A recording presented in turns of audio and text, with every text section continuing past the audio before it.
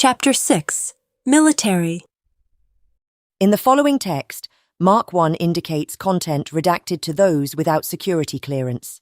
The number indicates the degree of security clearance required to access enclosed content. Mark 1.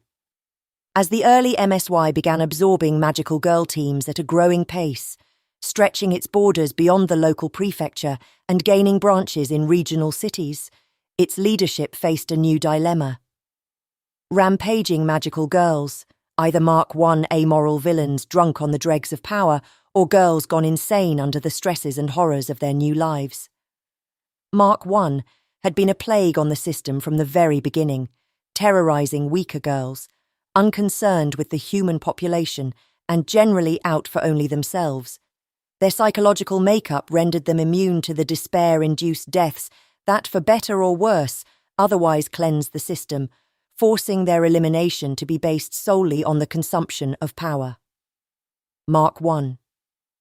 Traditionally, such abhorrents were only eliminated after strenuous effort by other girls and teams, or, in the cases of the most powerful, by ad hoc alliances devoted to the task.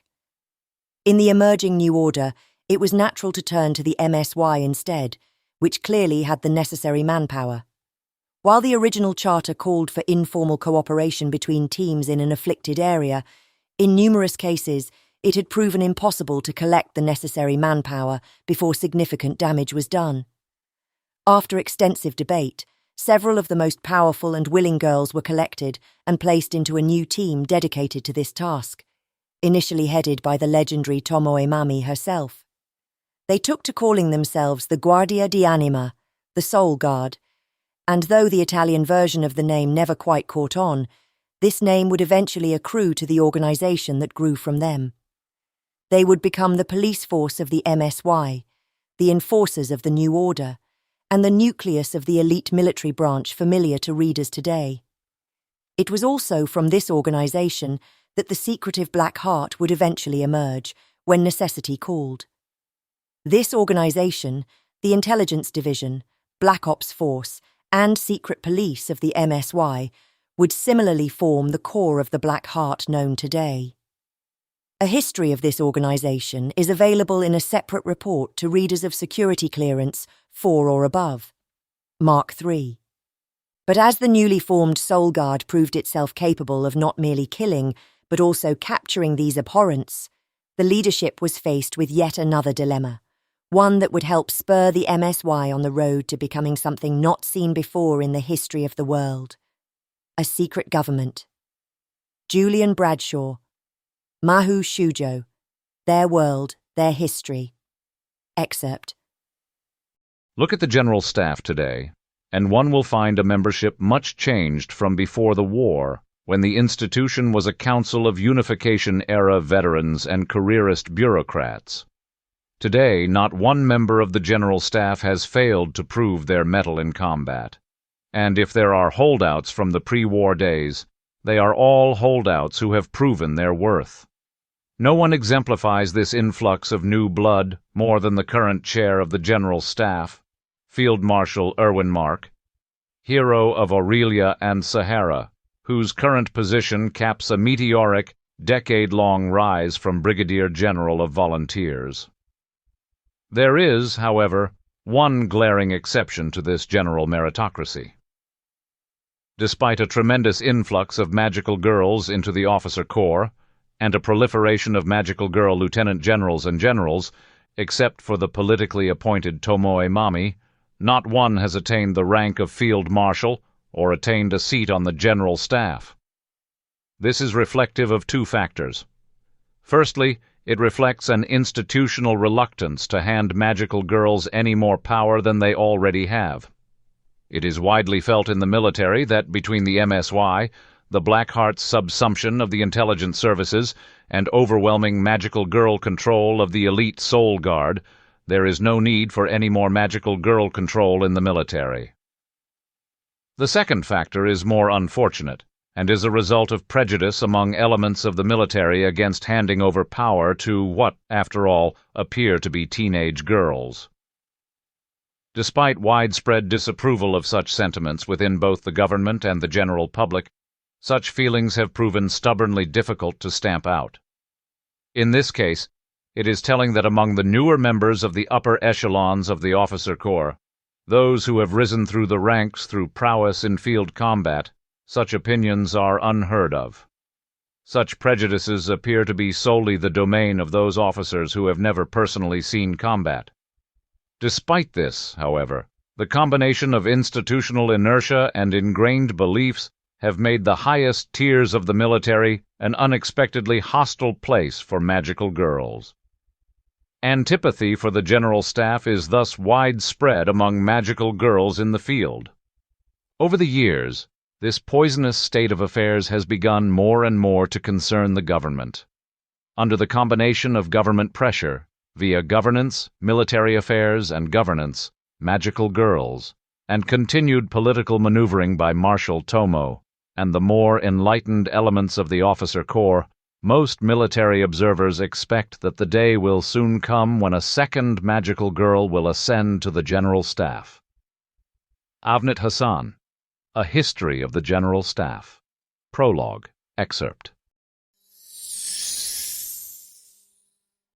21 years ago, Yo, Mommy turned at the familiar voice. oh, hello, Sakura-san. She said, smiling at the familiar face standing at the other side of the kitchen counter. I brought snacks. Kyuko said, using both hands to hold up a box full of assorted pastries. From that bake shop you like. Expensive, but damned if it isn't better than the synthesized stuff. Of course. Mommy said, leaning forward over the counter so that her apron strained over her chest. And you didn't have to. Kyuko made an elaborate shrugging gesture, as if to say, You know how it is. It shifted the straps of the tank top she wore, which was noticeably different from the outfit she normally wore, day in and day out. Not big on fashion, that girl. It may have stemmed from the year or so she spent on the street. Well, anyway, there's more snacks on the table. Mommy said, turning back to her cooking. I'm not quite done with the food yet, so feel free to help yourself. As she returned to chopping her, very rare and expensive, fresh vegetables, she couldn't help but hum a little tune to herself. Her passion for cooking was one of the reasons she had paid to even have a kitchen when most people had none. Sometimes she thought back to her life alone, all those centuries ago. If someone had told her then that she would still be alive 400 years later, cooking for friends, she would have laughed and thanked whoever it was for trying to cheer her up. If that same person had told her she'd be an important politician on some sort of legislature for magical girls, she would have suggested, kindly, of course, that whoever it was quickly purify their soul gem, lest they lose even more of their sanity. But all of that had turned out to be true, and here she was, watching pots boil on a stove, thermoceramic and powered by who knows what, mind you, while waiting for friends to arrive for a party. She spared a moment to look out the window to her right at the futuristic metropolis of Mitakihara City, with its skyways and bustling starport glistening in the sunlight. Mitakihara City, de facto capital of the MSY. Unlike some of the parties she held, though, this would be an intimate affair. Today, there would be only the four of them. The legendary Mitakihara Four, together and alone. It didn't happen often. Chocolate croissants. Kyuko commented from behind her. Well, I don't mind if I do. So you're here? Yuma said, sticking her head into the room and rubbing her eyes. She had been napping, a very rare occurrence for her, and it showed in her frazzled hair. Mommy paused her chopping to turn and look, at Yuma sticking her head from Mommy's bedroom, at Kyuko seated on the rightward sofa, leaning greedily over a coffee table of stacked pastries, at the large picture window in the back, providing another view out over the city. Many families had robotic modular furniture nowadays, but Mommy could afford, and had the space for, better. Yuma's presence was just the slightest bit awkward, since of the four of them, Yuma maintained the oldest chronological age, at 27 or so. It was necessary to blend in properly with the government bureaucrats she spent so much time around. It was a little strange, though, considering the rest of them stayed 14 or so. Oni-chan! Yuma followed up, diving down and hugging the much shorter Kyuko enthusiastically, causing Kyuko to almost drop her food.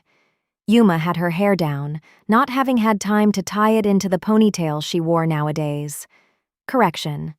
It was really awkward, especially since normally Yuma maintained a composure that was very adult and seemed faintly seductive. There was no other way to put it, which was not something Mommy approved of, but she generally held her silence. Yuma was more than old enough to be her own girl, obviously. Those few years of age difference between them were meaningless in comparison to the 4 centuries of lives they had led. Or should have been, at least. Somehow, in private, Yuma had held on to her status as little sister of the group, so maybe they overacted it just a little for nostalgia's sake.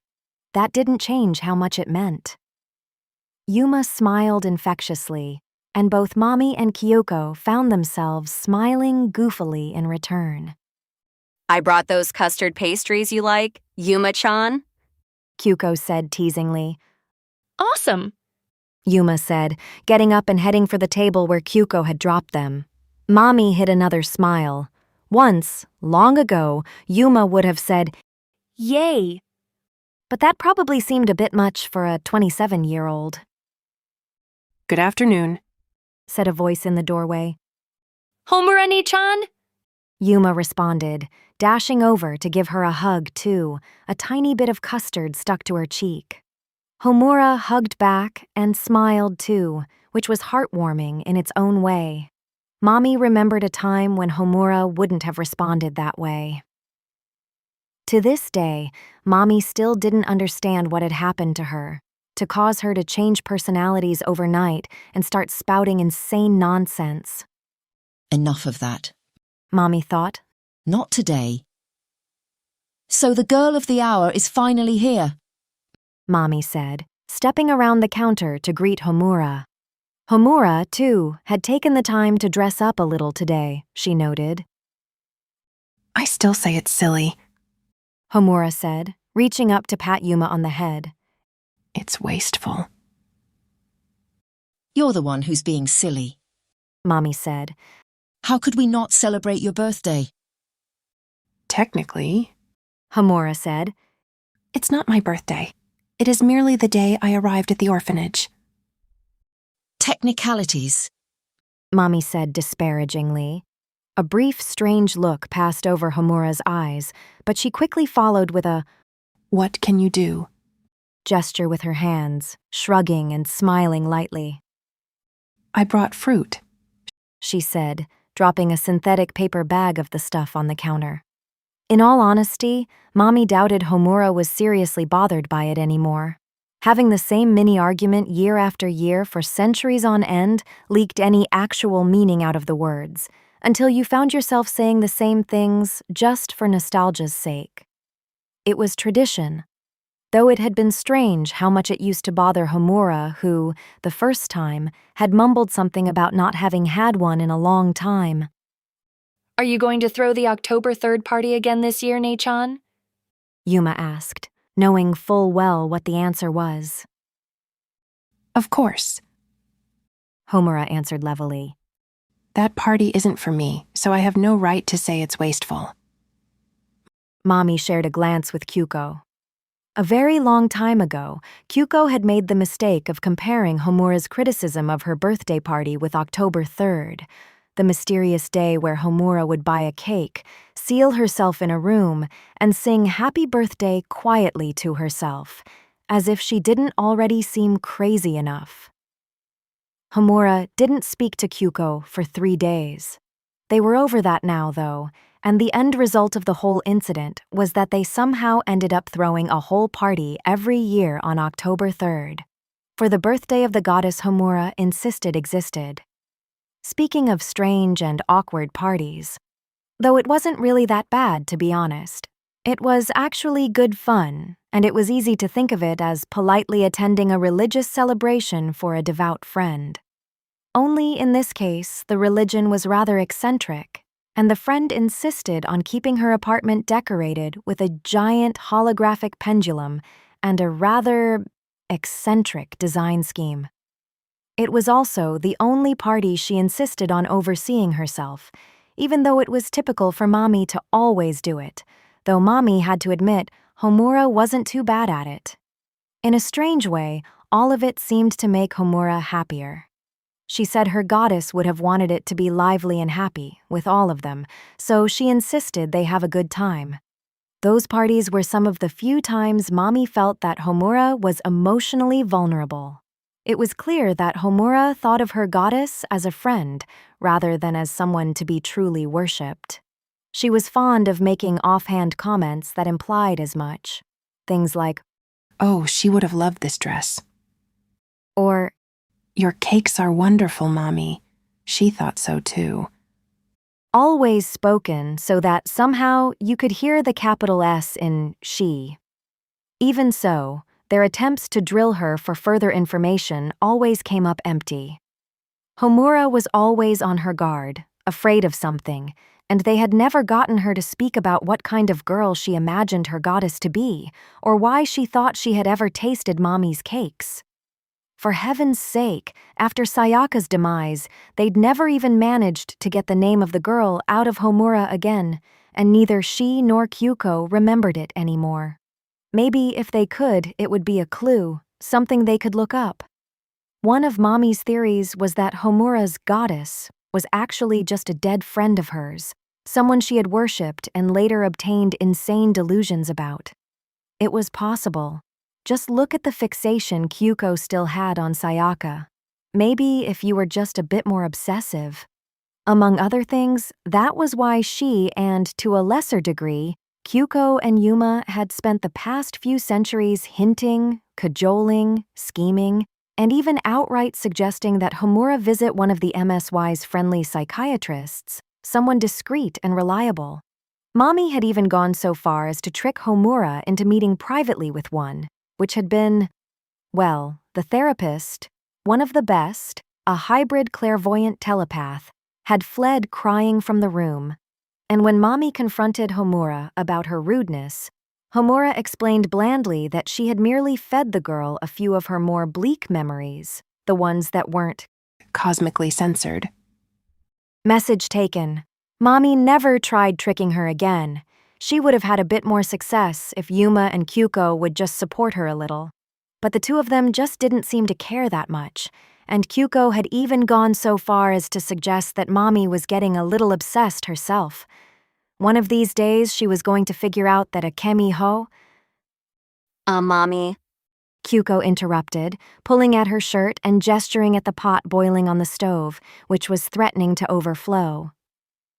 Oh dear, I'll be right back. Mommy managed politely, rushing back over. She wasn't big on thought-controlled stoves either. So how much of your primary consciousness is with us today? Homura asked of Yuma, as Mommy pulled the lid off the pot and starting hastily dropping in the soup ingredients. 73%. Yuma announced proudly. It's a special occasion. 73, huh? Kyuko repeated, sounding bored. And what's the other 27 doing at a time like this? Oh, public order representative? Among other things, installing selective attention deficit scripts into the new generation of surveillance drones, Yuma said. so they don't report seeing girls like you jumping around the tubes. Not that you'd care. It was a gross misuse of her power, Mommy mused, reaching for a pan from the cabinet. Some people had robotic assistants for minor things like that, and Mommy could have afforded one, but that just seemed like cheating. Though speaking of robots and Yuma, Mommy had always wondered how Yuma evaded the AI watchdogs and how she subverted her own second half. She wasn't sure she wanted to know, though, honestly. Mommy turned her head, keeping an eye on the conversation behind her. They were all seated now. That can't possibly be healthy. Kyuko said, continuing the topic. She leaned forward. Listen, She added, eyes serious. if the computer networks went down tomorrow, are you sure you wouldn't go into some kind of coma? That'd never happen. I run regular checks to make sure I still fulfill the Volokov criterion. Yuma said, pursing her lip. It's a requirement. She was peeved, as you could tell from the emergence of a slight annoyed lisp, pronouncing Volokov as Voyokov. Well, I wouldn't know what to do with myself if I were splitting my attention like that all the time. Kyuko said, leaning back in the sofa. Mommy turned back to her cooking, reaching onto a shelf for some seasoning. Oh, I know what you'd do. Yuma said. It's obvious. All those girls you know. Don't make lewd faces, Yuma-chan. Homura chastised. It doesn't become you. Mommy started heating the pan, pouring in some oil to start the cooking process. Besides, Homura deadpanned. do it too much, and Kyuko here might start getting some ideas. We're trying to preserve your innocence here. Mommy choked back a laugh, managing not to drop her spoonful of chili sauce. Homura and Yuma started laughing outright, both at the mockery of Kyuko and the suggestion that Yuma was innocent in any way. I hate you guys. Kyuko said. Those are just rumors. Unfounded, baseless slander and lies. You see? Yuma said mirthfully. When she starts feeling guilty, she starts using bigger words. I see what you mean. Homura agreed mercilessly. Oh, come on. Kyoko said. Lay off her, girls. Mommy intervened, not looking away from the vegetables she had thrown in the pan. Let's save it for after I bring out the alcohol. We can discuss Kyuko's transgressions then. It'll be more fun. Yeah, that's right. Wait, what? Kyuko began. Not you too. Mommy ignored her, smiling as she stirred the food below her. So how's your new pupil holding up, Homura? Yuma asked, after she had finally caught her breath again, abruptly changing the topic. Fine. Thank you very much. Homura said rather briskly. You know, we have an entire structure set up for that sort of thing. Yuma commented, speaking to the girl of the hour. Formal procedures and such. You should use it. Except then it wouldn't be secret. Kyuko said. And what that's about, I'll never get. I don't want people treating her specially just because she's my pupil. Homura explained, a slight edge to her voice. We both know that's not true. Kyuko insisted. At the very least, you could tell us who she is. But no, it's a secret. You know, we could find out with just a little effort. All we'd have to do is ask around. It's not possible for no one to have seen you two. That'd be rude, Nichan. Yuma said. See, this is way more suspicious than anything I've ever done. Kyuko complained. But I'm the only one that ever gets made fun of. Oh, so that's what you're mad about. Homura said, in the tone of one who's solved a puzzle. Come on, you know this ain't fair. Kyoko said. Back me up on this, Mommy. There was a pause. Mommy? But Mommy was no longer listening. Instead, she was staring down into her cooking, thinking. Innocence, they had mentioned. Well, it had been a long time since they had possessed any of that. They had sacrificed it all. But it was all worth it in the end, wasn't it? This idyllic world, free of strife, endlessly prosperous, especially for magical girls. Truth be told, Mommy could afford to hold a subdued party like this every day if she wanted. If she had the time. If she had friends to join her. She watched the chopped shiitake mushrooms and bamboo sizzle in the pan, but saw instead the past, everything that had happened. This was the world they had fought for, she thought, the world they had given everyone. What did it matter how much blood stained their hands?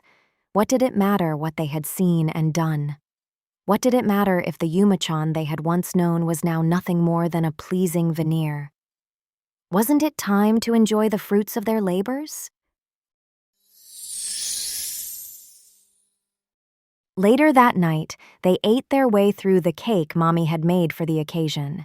In the corner of another table, the gifts to Homura were carefully piled, a box of chocolates from Kyuko, and, embarrassingly for the two girls who had obtained them, a pair of absolutely identical next-generation handguns, extracted nefariously from military prototype storehouses.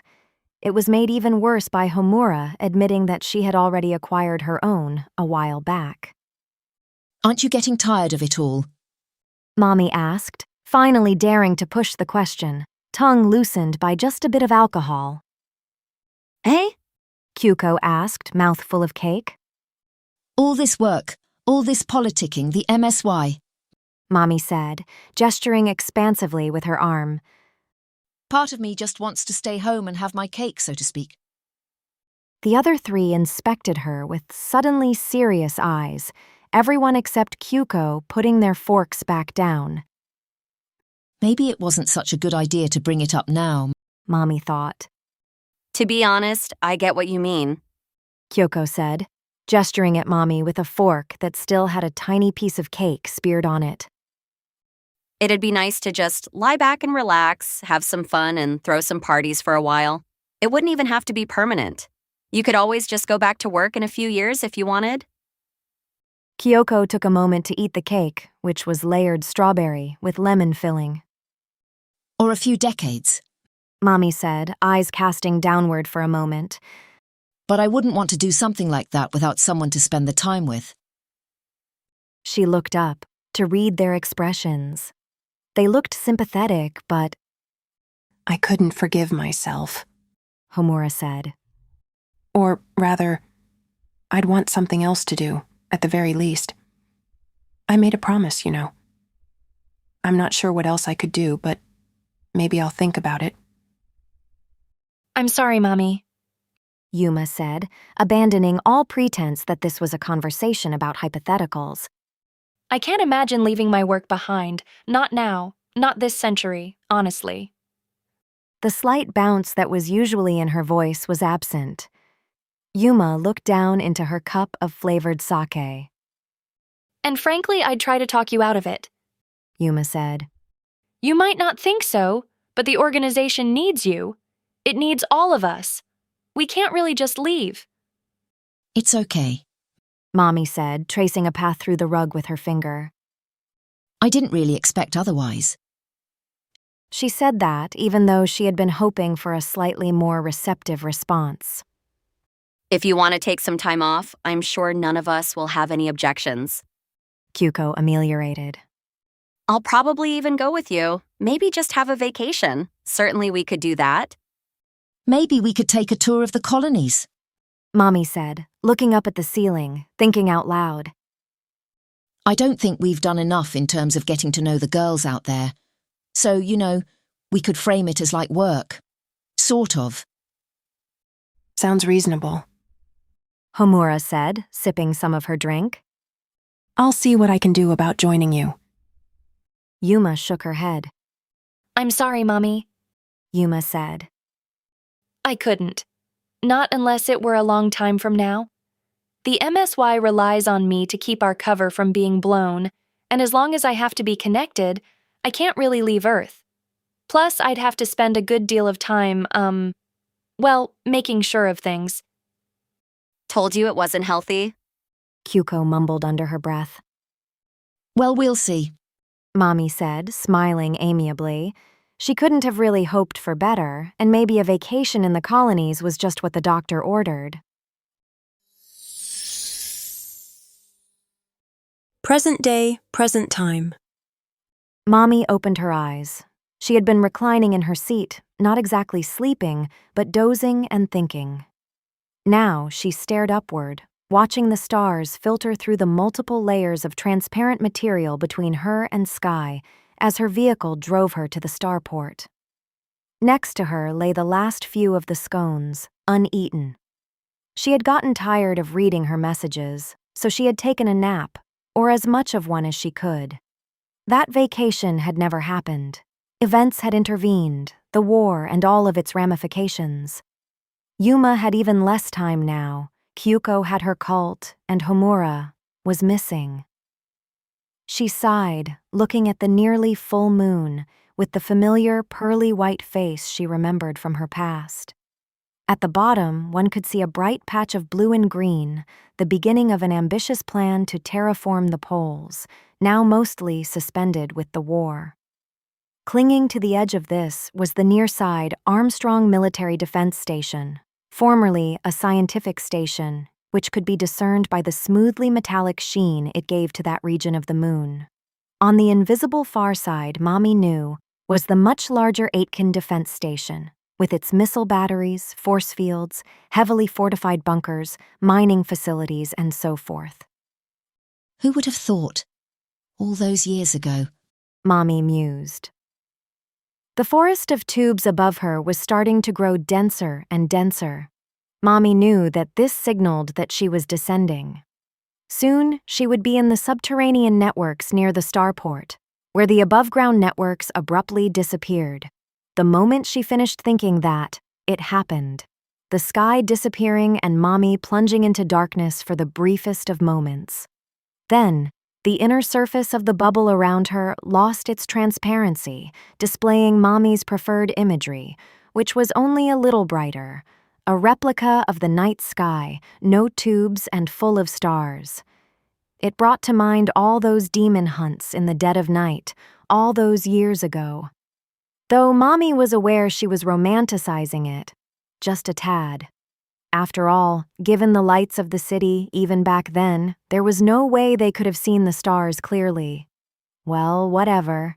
And then she was there, the screen returning to transparency, showing her the brightly lit interior of an underground receiving station for the starport, one of those designated for high-ranking military and government officials, rather than the larger, more standard public stations. Above her, the curved ceiling was decorated with an enormous stylized representation of human space, complete with a color-coded network of lines, indicating the standard shipping and travel routes. Out of necessity, it was holographic so that one was looking up into the galactic plane, with various systems at slightly closer or greater distances, scale exaggerated for effect. Like all such receiving stations, it served two purposes: to enable newly arriving passengers to meet friends, other officials, and others before departing, and to enable those fresh off the scramjet to meet their receiving party. There was a deliberate gap between the receiving station and the intra-starport shuttles to fulfill aesthetic considerations, and also to allow passengers to sort themselves into the right shuttles. Her vehicle slid to a smooth stop at one of the berths, directly under the representation of Earth, rotating image of the planet overlaid by the austere symbol of the state, two white block arrows pointing in opposite directions. She disposed of the scones into a discreet disposal slot and stepped out of the vehicle. There were a few good points to being back. Good evening, ladies. She greeted, smiling in the direction of the two girls who had walked up to the vehicle as it approached. Welcome back, Mommy. They chimed in unison. Dressed in casual clothing as they were, they would have blended in with the crowds on the streets outside. Well, except for their obvious non-Japanese ethnicities. Strictly speaking, they should have been in uniform, but as a rule, magical girls dodged wearing their formal uniforms when they could, a practice the military mostly turned a blind eye to. Mommy needed no facial recognition technology to identify her two bodyguards. On the left, Karina Shea, the Norwegian barrier generator with the green costume and battle axe. On the right, Shen Xiaolong, the Chinese teleporter, with an unusual pitch-black costume and Jian sword. The shield and the teleporter. That was the standard bodyguard that had been designed for the highest-ranked officers, including all full generals and, naturally, field marshals. Initially, Mommy had felt guilty being required to make use of so much manpower just to protect herself, a sentiment shared by the other high officers. After the first few months of the war, they stopped feeling guilty. The three of them started to walk into the terminal, heading for the shuttles, Mommy flanked on both sides by her bodyguards in a small triangle. As they walked, they drew looks from those around them. The crowd here, mostly military personnel and magical girls, was a lot savvier and didn't come crowding to look. Still, though, there were a few cries of Mommy-san. And Field Marshal. and quite a few salutes, even though since she was not in uniform, they were not required to. Mommy smiled and returned the salute of a young second lieutenant, one standing stock still next to her as she passed by. The records listed him as 163, but he blushed like a schoolboy as they walked by. So did a telekinetic magical girl a few steps back. Mommy knew it wasn't just her. Put simply, she and her two bodyguards shared certain characteristics that ensured they made an impact on every room they walked into. It would have been enough to make her suspect whoever assigned them to her, except that the who doing the assigning was an AI who couldn't care less.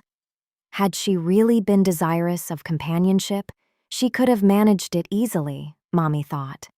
But unlike certain others, she suspected Kyuko, she wasn't willing to exploit her commander's position for things of that sort. Mommy slowed her pace, glancing around. She had a meeting scheduled here, and she didn't see the person she was supposed to meet. Until she saw her, it wasn't a good idea to hop on the shuttles. Lithe as a cat, which it almost was, the incubator Kyubey appeared at Karina's feet, walking through her legs and, like always, seeming to come out of nowhere. Good evening, Tomoe Mami. Kyubey thought. Good evening, Kyubey. Mommy said, stopping and bending down to offer her arms. Kyubey obligingly jumped into them, then clambered into a perch on her shoulder. Her two bodyguards smiled at each other, as if sharing a joke. Kyubey likes you the best, Mommy. Xiaolong said. Nonsense. Mommy replied. He doesn't have any emotions. Isn't that right, Kyubey? That is correct, Tomoe Mami. Kyubey thought. I do not understand this constant fascination some of you have in claiming I have emotions. I do not have. Don't be like that, Kyubey. Karina said, leaning forward and tapping the incubator on the nose. You can admit it. We'll keep your madness a secret. I am not insane. Kyubey thought. Mommy smiled slightly at the exchange. The newer generation just didn't understand how ruthless the incubators could be if they wanted to be. But it was probably harmless. In any case, Kyubey thought, turning its head to look at Mommy. I am here to give you my regards as you leave. We incubators would like to remind you that you are a valued contributor to preventing the heat death of the universe. Totally insane. Xiaolong thought, shaking her head. I am not. Kyubey insisted. However, before the three of you continue onward, I would also like to inform you that Marianne Francois is waiting to speak to you. Where is she then? Mommy asked. I've been looking for her. Kyubey turned its head meaningfully to their right, and they followed its eyes. Mommy searched with her eyes for the magical girl from France with the mind-reading powers, entangling strings, and smoothly professional demeanor, but saw no one she recognized. Over here, Someone thought, and Mommy turned her attention to a nondescript female private resting on a bench. Japanese, or so she appeared. I'll leave you to it then. Kyubey thought, jumping off Mommy's shoulder. Mommy nodded to her bodyguards, who nodded back with understanding. Mommy stopped and walked over to a nearby bench, deliberately not looking at the girl, just taking a break. A few of the passerby looked over, curious, but most didn't see anything untoward. Marianne Francois was Mommy's intelligence officer and a lieutenant general in the Black Heart, the secretive special operations branch of the military and government. It was also the Black Ops branch of the MSY, having in fact been founded for that purpose. It had been natural for the Black Heart to take over those operations, since they had experience and qualifications that no existing government department could match. It did, however, make the government just a little nervous. The Black Heart was Yuma's former division. In conspiracy theory and legend, it was a secret police, an assassin's guild, a destroyer of governments, an instigator of revolutions, everything all rolled up in one. And it was loyal to the MSY. Mommy knew about it better than most. The Black Heart was nominally a branch of the Soul Guard, after all. Isn't this a bit much, François? Mommy thought, leaving her bodyguards out of it. You wanted a private meeting, Mommy-san. The girl thought back. And you hinted it was black. So I treated it as such. Black, meaning MSY business. Fair enough. Mommy thought, thinking that these spies enjoyed their games a bit too much. Let me tell you what I want then. I want you to perform a thorough investigation of the Grief Cube supply and logistics chain. Mommy thought. Report back to me about any irregularities you find and look into the causes. Anything beyond that you may wish to follow up, I leave to your discretion. For your reference, I know of at least one probable irregularity. There appear to be occasional stoppages in the supply chain to some units, and I have it on good authority that it does not appear to be a technical fault. There are also allegations of damaged girls returning from the battlefield disappearing, but this is less certain, so it may also be fruitful to examine the medical departments. There was a long pause. That is quite a tall order, Mommy-san. Marianne thought. The entire supply chain? Feel free to focus on what you think are the relevant aspects, but yes, the entire thing. Also, just to be clear, what I just told you should not be further relayed. Any agents you want to use should not be informed of what our suspicions are. My agents will perform better if they are informed of what they are looking for, Mommy-san. Grief cubes are important, yes, and what you say is disturbing, but this seems a bit paranoid, especially for you. And that's coming from me. I have a bad feeling about this one. Mommy thought, thinking about the fact that Kyuko also seemed to have a bad feeling about it. I will also do my best to probe around at the upper levels, but that is not usually productive, as you know. Understood, Mommy-san. Marianne thought. Because of how in-depth this is, I might not be able to deliver full results for weeks, though I will certainly keep you informed of anything interesting I find. That will be fine, François. Mommy thought. You can call me Marianne, Mommy-san. I've said that before. Mommy got up from the bench, stretching her arms casually. Well, let's go, girls, she said to her bodyguards. I'm done resting. They got up smoothly, as if nothing had happened. They quickly routed themselves to the proper shuttle, and as they stepped through the double doors and found a seat, the others glanced at her but politely avoided staring. Due to space and efficiency considerations, primarily because there were only a fixed number of possible ending destinations, they were obliged to ride the shuttles with others scheduled for the same flight. To Mommy, it brought back memories of public transportation. Her bodyguards scanned the crowd around her idly, even though there was no need to. It fit their training. The ideal personal protection complement would also include a mind reader and a clairvoyant, but such magical girls were too rare to be expended on escorting generals back and forth among safe locations on Earth. There was a certain limit to it. The shuttle departed, taking them for a brief ride through the building, then stopped at the civilian receiving station.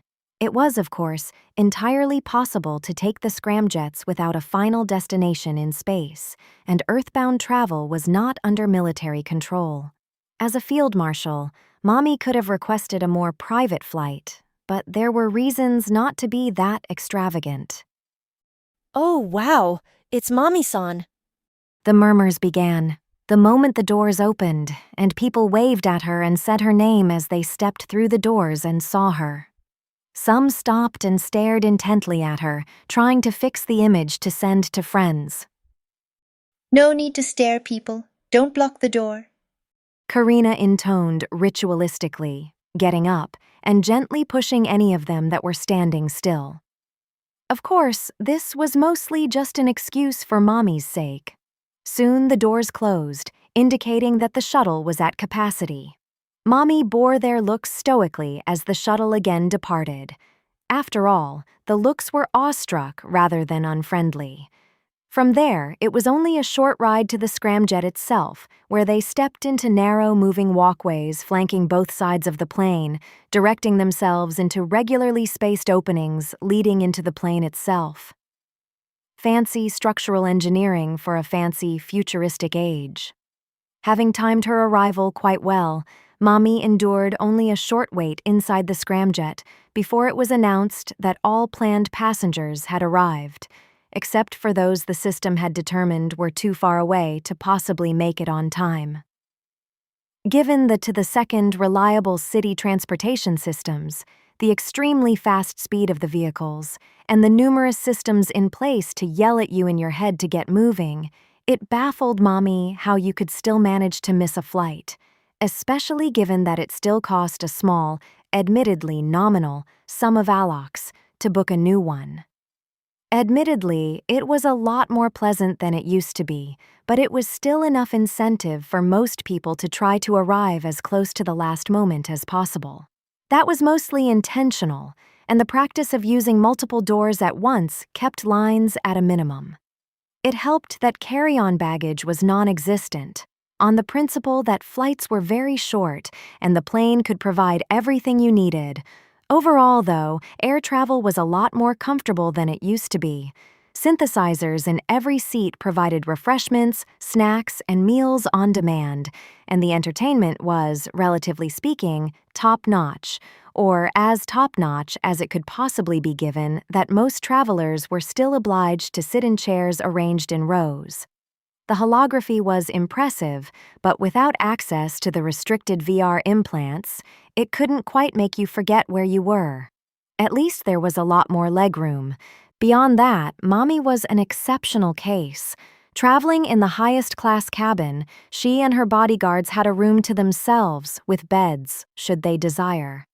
Personally, they had no luggage, even of the non-carry-on type. They had nothing to bring in either direction. Mommy was used to traveling high class compared to others.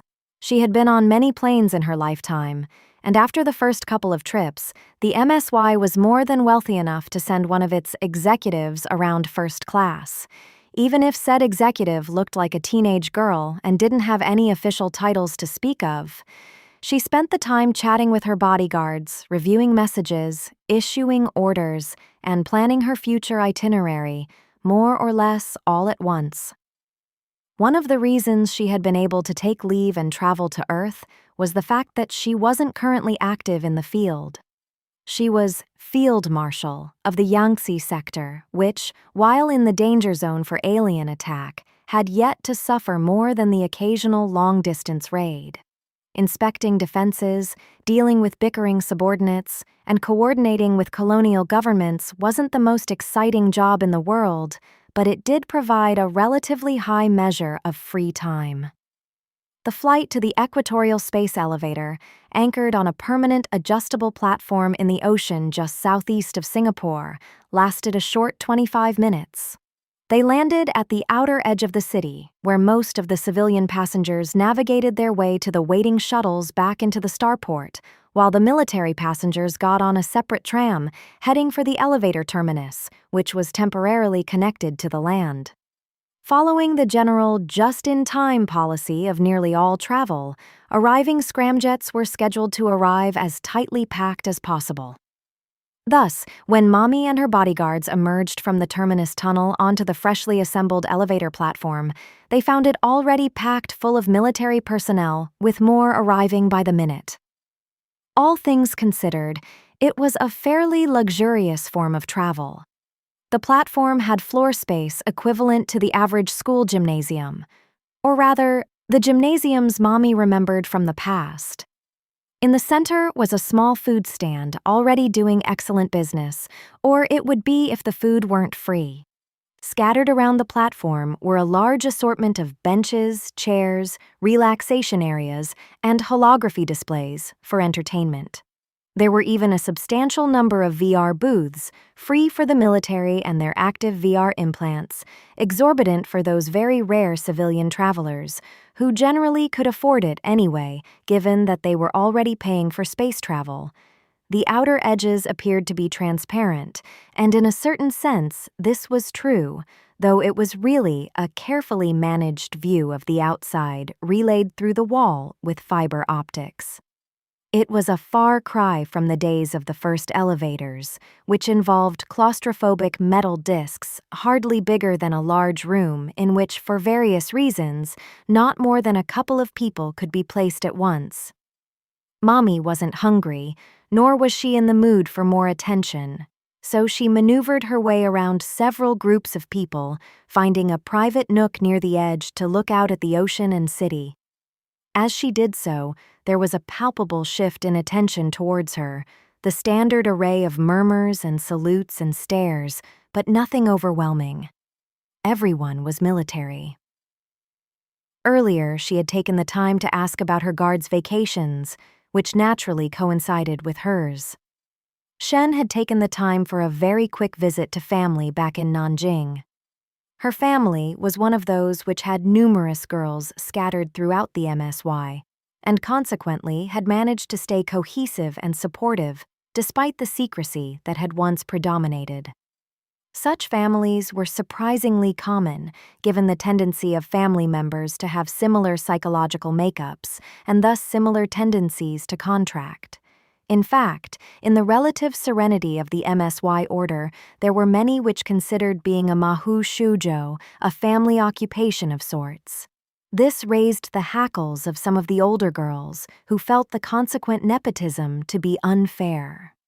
Others, primarily those with multiple contracted descendants, felt it to be no problem. Theoretically, Mommy did feel arrangements like that to be unfair, but had to concede that life was unfair sometimes. For one thing, all her pupils, like the newly contracted Ryuko, got a rather sweet deal compared to most, though she tried to make sure they earned it. Speaking of which, she had been obliged to send a message to Kyuko, apologizing and asking her to take care of things, though she assumed the girl had figured that out on her own. Mommy just couldn't realistically take care of her pupil's early development nowadays. Her other bodyguard, Shay, was, however, unique in her family, except for a distant cousin somewhere. She was a recent recruit, part of the initial boom in contracting that followed the onset of the war. Unfortunately, her family lived on Nova Roma, so it wasn't realistic for her to visit. Shay had used the time off to play tourist, for the third time, around Mitakihara, taking in such sights as the university and nearby Science Division HQ inside the complex near Kronos Biologics. This was part of the cluster that also contained the MSY Leadership and Rules Committee offices, within the former corporate heart of the city. There was also the recently erected official museum and, somewhat further away, the hybrid HQ of MSY Governmental Affairs and Governance, Magical Girls. The whole area was getting to be known as the Meiji District. Needless to say, they had all once been disguised as something else. Science Division had been the offices of Fiat Lux, a prestigious scientific organization known for supporting a variety of famous labs. The two primary committees had been part of the administrative offices of Hephaestus Nanotechnologies, which was thoroughly infested with MSY representatives, given that several of the companies that had been merged into Hephaestus were once MSY companies. Governmental Affairs had once been Privacy Now, an organization of legal scholars and activists dedicated to reducing government surveillance, conveniently located next to what had once been Governance Public Order. Now, though, Mommy leaned back against the padded seating, looking out at the city and the ocean that now intervened between them and it. Singapore, with its MSY branch offices and corporate offices, some even visible on the skyline, had once been, in what felt like ancient times, a Mahu Shoujo neutral ground, a place for nomadic, poorer girls to sell grief cubes and mercenary services, and for richer girls to buy. It had been lucrative for the girls who oversaw the territory and had been one of the natural first targets for MSY international expansion. Mommy would know. She had certainly seen the city more than enough in the past. She didn't really see any of that now, though, nor did she try to talk to her bodyguards. They understood. She was busy. All designated passengers have now boarded the elevator platform, and the terminal has finished shifting to launch position. Elevator ascent will begin shortly. The terminal warned, both in standard audio and for the military personnel, which was nearly everyone, straight into their auditory cortices. Its voice carried a slight mechanical tinge, purely for effect. It could have been made to sound human if that were desired, but it was considered a good idea to keep machine voices distinct from human voices. It also spoke in human standard, rather than Japanese. That, and the more mixed ethnicities of those around her, was a psychological signal that she wasn't in Mitakihara anymore. Suddenly, the room darkened, the artificial lighting shutting off. There was a hush, everyone anticipating what was going to happen. With only the briefest of shimmers, the domed ceiling lost its decorative artwork, becoming as apparently transparent as the sides around them had been. A moment later, the internal walls and partitions shimmered similarly, until they too became as transparent as air, with the exception that if you looked into a wall, you saw the world around you as if the people behind it were not there. To everyone inside, it appeared now as if they were standing under the naked, early morning sky with its stars and moon on a metal platform. To Mommy and her bodyguards inside their niche, it appeared as they were alone there, on a ship permanently floating in the ocean. Of course, the walls were still perfectly solid, and it was practicable only because anyone trying to move around could call up a retinal display putting the walls right back in place. The idea was generally that you would sit there and watch, however. And then, with another shimmer, the ground disappeared, leaving them with the impression that they were reclining on couches floating 20 feet in the air above an artificial island at night. Behind Mommy, there could be seen only one object, the enormously long cable running straight into the sky, nearly invisible against its background. Around them, there were appreciative murmurs and some nervous laughter from the newer military personnel and magical girls. Mommy and her bodyguards, well accustomed to the experience, didn't even stop sipping their tea. 1 in every 4 ascents was done with the floor opaque to accommodate those who didn't enjoy the view. Physically, the enhancement implants prevented vertigo and, among military personnel, also dampened excessive fear. Still, possessing an actual fear of heights was widely derided in the military, and for fairly good reason, considering the sort of operational environments that were prevalent on the front lines. Indeed, basic training stamped that sort of thing out, so it only occurred among recruits on their first ascent. It was a sort of benign hazing. As an aside, the incidence of acrophobia among magical girls was precisely 0. Contracting appeared to remove such things. With a barely detectable rumble, they began their laser-launched anti-grav-assisted ascent to the stars. Mommy, like everyone, looked down at the rapidly receding ocean, the seaborne base of the elevator shrinking steadily. The intent was to give an impression of floating into the sky. In that, it succeeded. Below them, a small fleet of ships hurried in, carrying the pieces necessary to assemble the next platform, recently returned from space. This was, in fact, the longest stretch of the trip. The 4-hour ascent time to orbit was a tremendous improvement over the 3-day transit time of the earliest built elevator, but it was still rather slow compared to the free-flight rocket and anti-grav ascents Mommy was used to out in the non-core worlds, where it didn't yet make economic sense to assemble a megastructure as grandiose as a space elevator. But it was undeniably resource-efficient and definitely preferable to the 7-hour ascent destined for those with interplanetary or interstellar destinations. The military was careful to include the transit time in your leave time. Mommy leaned back in her chair, looking up at the sky, eyes unfocusing, entering the tactical AI-mediated dissociated state so typical of generals and government officials. MagOps, Theban Division. Identifier 2A7DC. Reports ready for redeployment. Machina's slightly machine-tinged thoughts now nearly indistinguishable from her own. Preparing for departure to Naval Base 4E15, Neo Venezia. Scheduled UT-0400. Final approval. Given. Mommy thought. Settling into the flow of things, Mommy's field of vision was replaced by a star map of the Yangtze sector, with current, future, and past troop movements fully visible. In her mind, she no longer saw the world around her, or the sun that would eventually appear on the horizon as they soared ever higher, filtered so as not to blind. Instead, she saw the Yangtze sector splayed around her, as if she were unthinkably enormous, floating among the stars. Around her, planets, bases, and ships demanded attention, glowing different colors, trailing text, prying at Machina and the doors of her consciousness. The higher priority ones did a better job of it. 26th Fleet. Admiral Farrat requests approval. Whose authority? Mommy asked, reactions accelerated by the integration. 26th Fleet wanted to shift away from its reserve position facing the buffer zone to the boundary with the Euphratic sector, merging itself with the 15th and 17th Fleets there.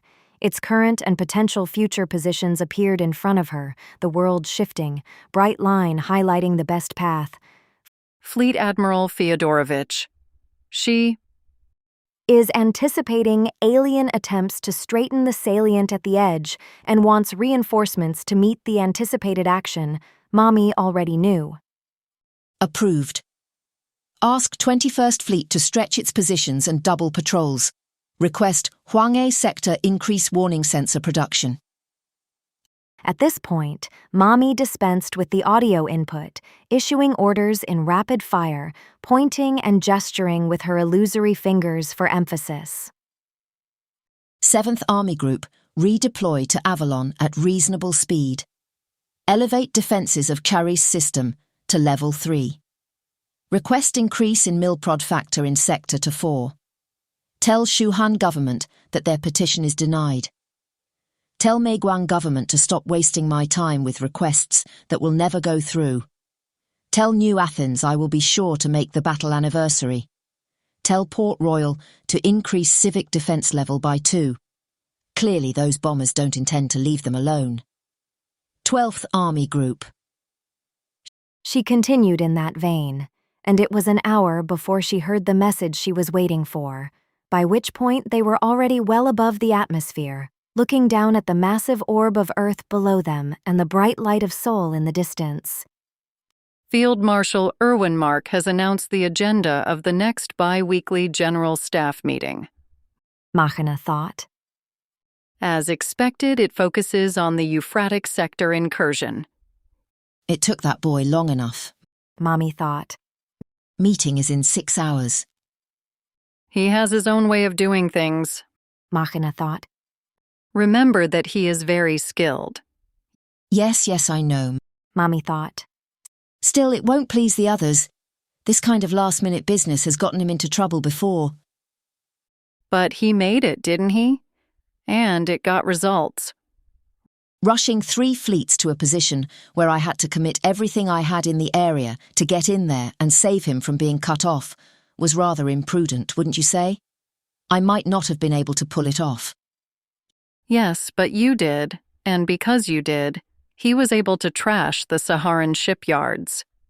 I'd speculate that he expected you to be able to. He told you he had faith in you, didn't he? If you say so, Machina. Mommy thought. Sometimes she thought Machina rather liked the field marshal, which had some possibly disturbing implications. It was another 3 hours before they reached the orbital drop-off point, defined as the level where the angular momentum of the elevator gave them enough horizontal velocity to stay in orbit. They left behind those who were continuing upward for another 3 hours, where, with enough velocity to escape the planet, they would detach in short-hop navigators to an awaiting starship somewhere farther out, or to distant space colonies. Mommy and her 2 bodyguards departed here, however, filing with a small crowd of personnel down a staircase that had opened in the floor, the walls and floor briefly opaque again. As they boarded their own navigator, Mommy's rank finally began to tell significantly, as the others carefully left the coveted spots near the forward viewports for her use, locating and relocating themselves to the back of the ship. You don't have to, Mommy thought to a young telekinetic magical girl, the only other magical girl there, besides her bodyguards. It would be rude, the girl thought, looking at her, then glancing away. Besides, what would the humans back there think? Human. A succinct way of saying non-contractee. Mommy nodded and said nothing more. She had a point. No need to show obvious favoritism. Besides, I can tell my friends I met Field Marshal Mami-san, the girl thought as she stepped away. Make sure to tell them all how wonderful she is, Karina relayed back jokingly, before Mommy's other bodyguard elbowed her in the ribs. Mami-san was what she was called, even by those who were not from Japan. ETA 10 minutes. The robotic piloting system relayed, not even bothering with audio now that they were all guaranteed to be military.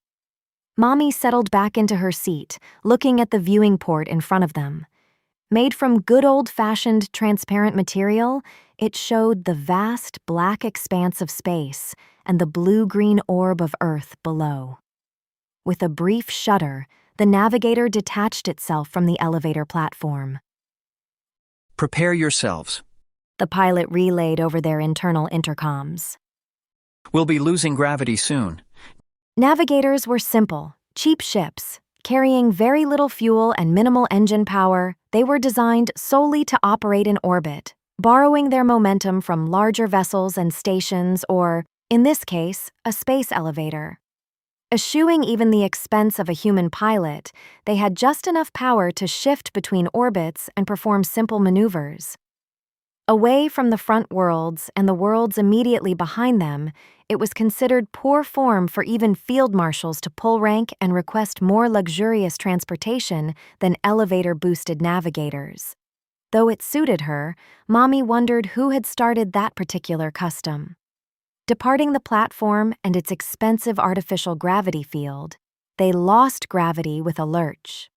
Mommy's stomach shifted its contents, getting used to the new reality that the only force tugging on it now was the slight acceleration bursts of the spacecraft. Behind her, Mommy heard the other personnel pushing themselves off their seats into the air, bumping into each other and shoving each other playfully. Given the enhancements they all had, it was good, harmless fun, and the 0% accident rate of navigators gave the military confidence enough not to mandate using the seat buckles on routine trips. In the view screen, Mommy could just make out a point of light in the distance growing rapidly larger, knowing that soon she would see its expansive solar panels, enormous central reactor core, vast communications arrays, giant central living areas and command centers, and other features that were also very large. Carthago Shipyard, the gigantic headquarters of Orbital Space Command, physical home of the General Staff, and her destination. Arriving in her living quarters on board the station, with its expansive windowed view of Earth, luxurious bed, and other amenities, Mommy could only muse on what a shame it was that she was rarely here. Every member of the General Staff had a place to stay on Carthago, but it was very rare that more than a handful were physically on station.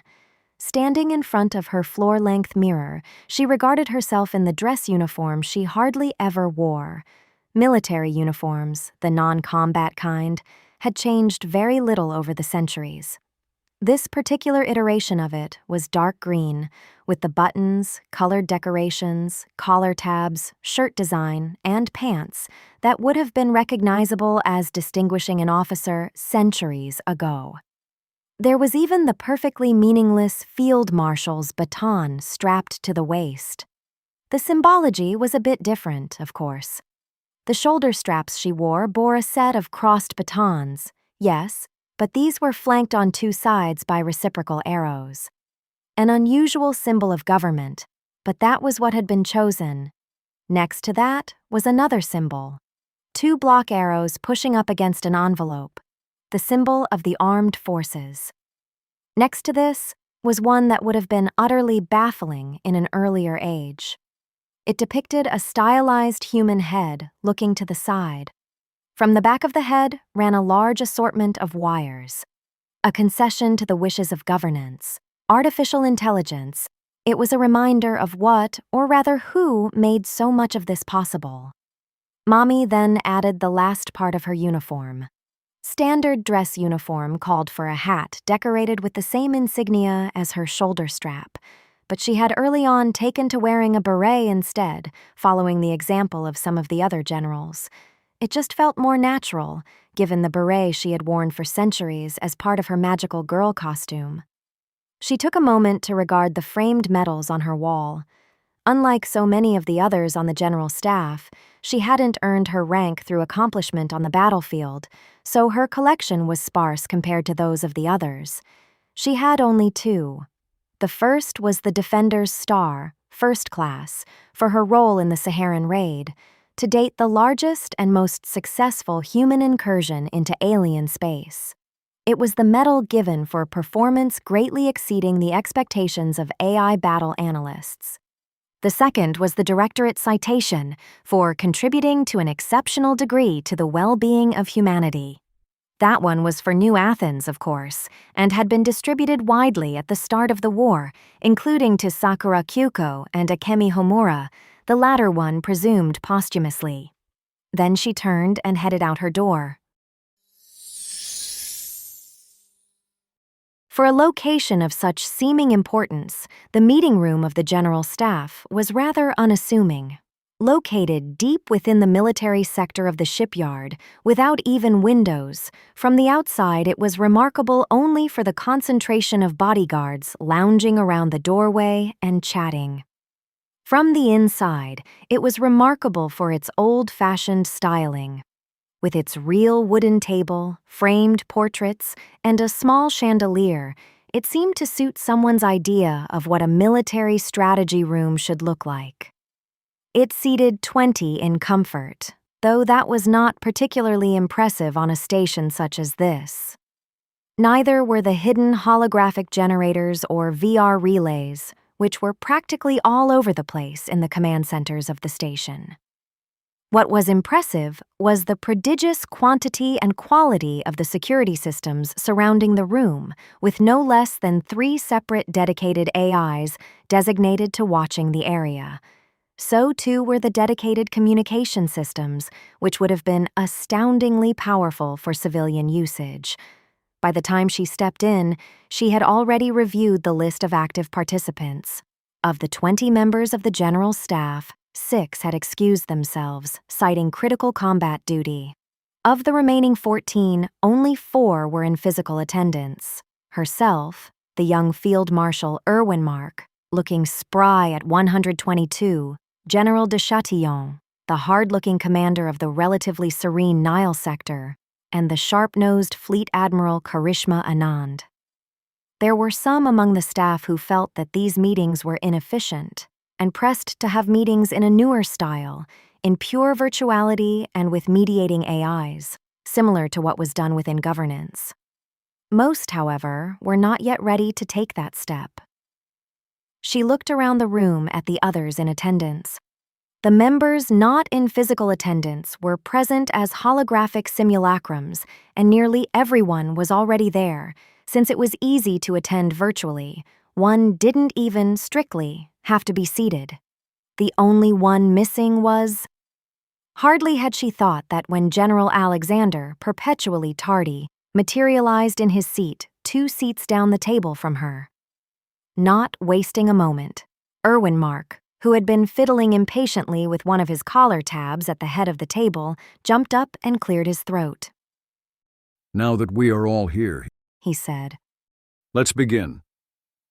An enormous holographic star map materialized immediately above the table, then zoomed in to display a particular region of human space.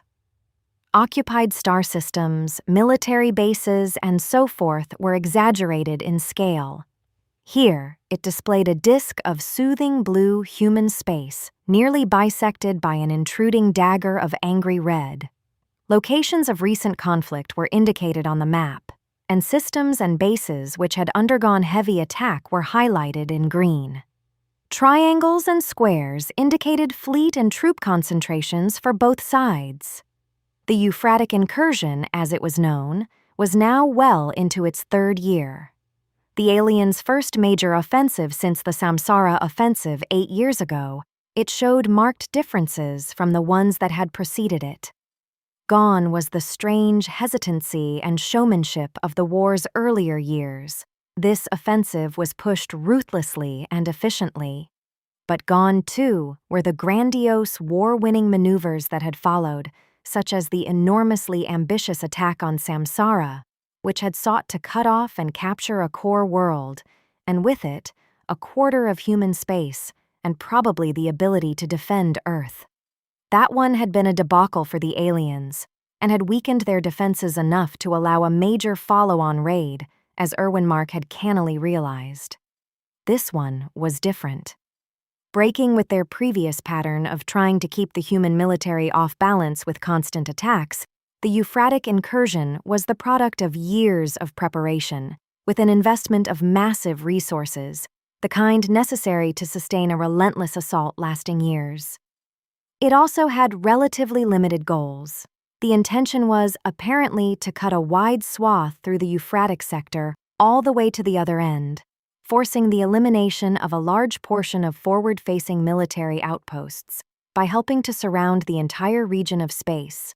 Alien outposts now surrounded human space, and incidentally passing through and destroying the enormously productive Gemini shipyards. Not war-winning, but dangerously compromising. Human strategic doctrine had done what it was supposed to.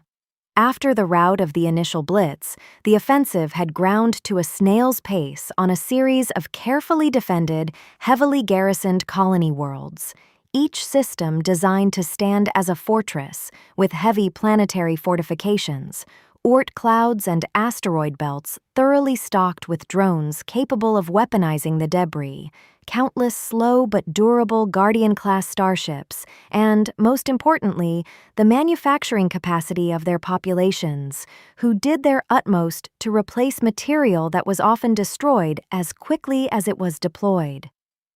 It was to buy time to allow the human fleet to gather and to strike a counterblow, just as the doctrine for the whole war was to buy time, to enable mobilization and technological advance, and the remote hope for unforeseen strategic opportunities. That whole worlds had inexorably fallen, their populations resisting to the bitter end, was acceptable. There was no other way, and the colonists knew their lot. Defying the predictions of human analysts who had anticipated a quick withdrawal and renewed advance somewhere else, the aliens had pushed on, turning the entire sector into a giant exercise in grinding attrition. Now, after so long, the attack had finally reached the 2-colony system containing the Gemini shipyards. "We all know the situation," Erwin Mark said. "The current focal point of the incursion is here." With a gesture, the holographic display zoomed in on the relevant system. "Where the system is under heavy siege, though the shipyards remain intact and functional. Currently, all production is directed right back into the battle, of course. The system is holding firm with fleet support. Given our interdicting raids and fleet action at the flanks, the enemy is having significant difficulty shifting enough resources forward to break the system." He paused, making sure he had all their attention. However, I have a bit of bad news. He continued. The display zoomed in further on the largest of the gas giants in the system, far away from the main action, but still the site of several minor skirmishes. Our intersystem stealth drones detected unusual concentrations of alien ships traveling in and out of orbit around the largest moon of this gas giant. It wasn't possible to obtain better information with the drones, so General Zheng sent in a MAG Ops team. The display changed entirely, from a hologram of a planet to one of an enormous enigmatic cylinder resting on its side on the surface of the moon. It appeared to be only partially complete, with a large, obvious gap on its side. Internally, they all received a set of documents detailing what could be deduced about the structure. This was the best the clairvoyants could do safely, Erwin Mark said. The structure is heavily stealthed, and there is only so much that can be done with visual inspection, but as you can see, the description almost exactly matches that of the wormhole stabilizer we found and destroyed in the Saharan shipyards. Given how fast construction is proceeding, it will be complete in 1.5 months. That is, of course, mostly a guess. He stopped, looking around to gauge their stunned looks. So this was their goddamned game, Annan said, slamming the table with the palm of her hand. And to think we thought they were trying to trade us. Assuming what we know about the device is correct, Fleet Admiral Chang noted, pointing out explicitly what they had all deduced. Then they could use it to pour in reinforcements from their core worlds. It wouldn't matter how tenuous their supply lines are. They could easily overwhelm the system. Of course, that's not even the main point. The system is within blink distance of Optatum, Erwin Mark said. As of course we all know. And for all we know, with a functioning wormhole, they wouldn't even need supply lines. Blinking referred to the aliens' ability to run circles around the human fleet, using an enigmatic blink drive to teleport their ships up to 20 light-years at a time. This had drawbacks compared to a stabilized wormhole. A long blink required hours of charge, followed by almost as much recovery time, but the capability still posed a serious strategic threat. Captured drives had made so little sense to human scientists that they had taken to calling them paradox drives, a name that had stuck. You still want to withdraw the frontal positions and shorten the front? General de Chatillon sneered, looking at Alexander. Oh, that would have been fantastic, giving away territory so they can build a wormhole right in the face of a core world. The idea was that we would watch for things like this. General Alexander snarled back. With a shorter front, we could more easily neutralize an attempt like this, and I don't recall advocating abandoning Gemini. Gentlemen, Erwin Mark warned. You can continue your petty disputes in private. I want plans. A MAG Ops raid, Chang suggested, without missing a beat. We cannot shift fleet operations towards that moon without being noticed, but a stealth operation has a chance of getting through. Clearly the aliens are trying not to draw attention to it, so their defenses are not as elaborate as they might be. It'd be a suicide mission, Field Marshal Swallam commented. We could never extract the teams back out safely. That's assuming they actually manage to get into the compound, which is dubious at best. And if they fail on the first try, the aliens will know we know and fortify the place. The nearest suspected wormhole opening is outside the sector, Mommy said, folding her hands under her chin. I would guess they intend this to be a surprise. If so, we can expect a massive flood of reinforcements the moment it is operational. They must be gathering an attack force outside the sector, near the other end. If so, they might have to strip some of their sector defences to manage it. They may be vulnerable to being enveloped from the rear. Perhaps, with their supplies cut, they will be unable to complete construction. Some of those at the table, including Swallam and a certain Fleet Admiral Miller, gave her a slight stare for speaking. Well, screw them too. That is highly speculative, Tomo. Alexander commented, looking at her, honorific-free, since this wasn't in Japanese. We don't even know what the thing is made of. I like it. de Chatillon said. It's always been silly having Feodorovich keep her forces in a defensive posture when the aliens have a nice big salient begging to have its throat cut. Feodorovich had been one of those unable to attend. We've been over this, Chattel, Anand said. We've tested those defenses. They are too hard for such an operation to succeed. Perhaps. Erwin Mark said, glancing between the three of them. But as Tomo here suggested, that may have changed. We lose little by testing the waters. There is no reason not to ask the Black Heart to look into it. Mommy felt a few concealed glances in her direction, both from her supporters and her detractors. By rights, the current head of the Black Heart, General Kuroi, an MSY founder, should have been on the general staff. But that would have introduced a second magical girl onto the general staff, and that was still a little problematic. Speaking of which, she would have to remember to speak to Kuroi-san. How long would it take to properly test the question, prepare an operation, and launch, assuming Tomoe is right? Erwin Mark asked. Perhaps 3 weeks, Anand said. Maybe 4. The other admirals nodded agreement. I have input the scenario into Mill-Advise.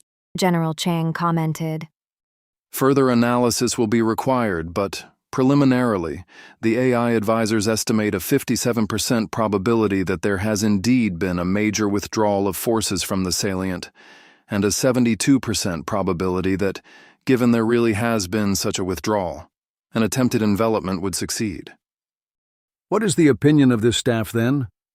Erwin Mark asked, signaling an informal vote. Theoretically, he outranked all of them, but he rarely overruled the staff. In fact, it had never happened. It tended to attract the attention of military affairs. There were various murmurs of assent. Just the act of checking if something was true was too minor to really quibble with. Very well, Erwin Mark said. I will forward the instructions to Feodorovich. I doubt she will see any reason to object. I wish to point out, though, Chang said, that while I see no reason not to try, Mill-Advise points out that even success may be moot if the wormhole stabilizer goes online, even if they have to hold out for weeks with their supply lines cut. With so many unknowns in the equation, the analysts predict an 84% chance that that is indeed the case and that they can also hold out, simply given the fact that the aliens are trying this in the first place. They are not stupid. There was sighing around the table. They had realized that, of course. So we are back to the wormhole again, Swalem said, leaning forward. We still need a plan for it. Mill-Advise predicts only a 23% chance that a MagOps operation would succeed. Alexander said. And only an 11% chance that the involved girls will suffer less than 100% casualties. Failure also reduces the chances of success for later fleet action. It was not good odds. Mommy could see people around the table cringing, even Swalem, who was the one who had said it was a bad idea in the first place. Whatever issues she had with him, he was competent at his job and ferocious in his defense of humanity. However, Alexander said, they add that of the various possible fleet actions, the one with the highest probability that does not also severely compromise the defenses of Apollo and Artemis has only a 13% chance of success, with a higher absolute number of fatalities. Given that, and the fact that they cannot imagine any better plans, they recommend the MagOps operation first, as having the highest cumulative success rate. If they lost the system, it was mostly moot as well.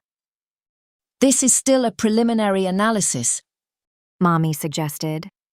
Perhaps with more time, they might come up with something more.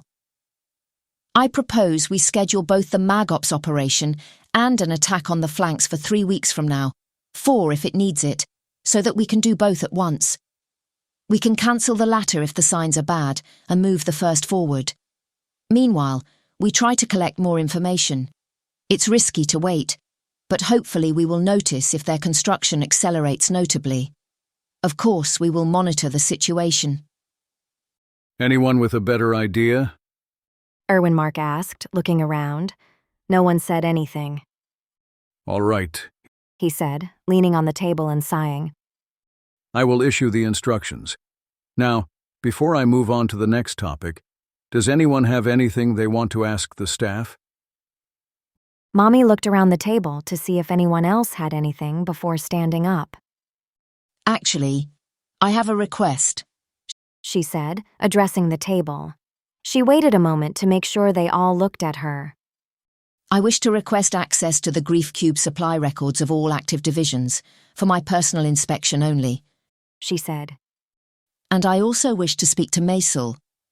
I understand that this is an unusual request, but I have received significant numbers of complaints from magical girls in the services about problems with their supply. It would aid morale significantly if I could produce a report addressing their concerns, and could possibly be used to address any real problems that exist. I don't need to remind you all how valuable our morale is to the war effort. She left out anything about injuries and healthcare for now. That could wait for next time. She held her breath. I don't see why not, de Chatillon said. If you really want to, Annan said, leaning on her elbow and peering at her. I'd get an AI to help you. I mean, besides your TAC comp, it's a lot of material. Mommy waited for one of the others to disapprove, particularly Swalem or Miller, but they remained silent. They had lost a lot of support ever since some of their compatriots had been assigned away from the staff or retired.